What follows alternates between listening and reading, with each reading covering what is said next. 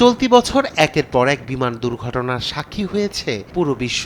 বিশ্বের বড় বড় আন্তর্জাতিক এয়ারলাইন্স থেকে ছোট স্থানীয় বিমান পরিবহন সবখানেই দেখা গেছে দুর্যোগের ছাপ। এবার এই তালিকায় নাম লেখালো ডেল্টা এয়ারলাইন্সের একটি ফ্লাইট।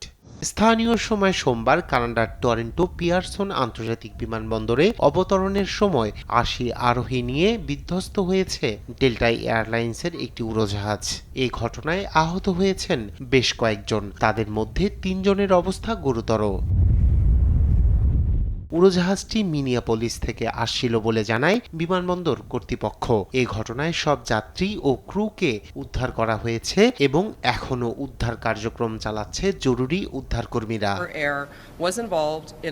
আমরা ঘটনা সম্পর্কে অবগত।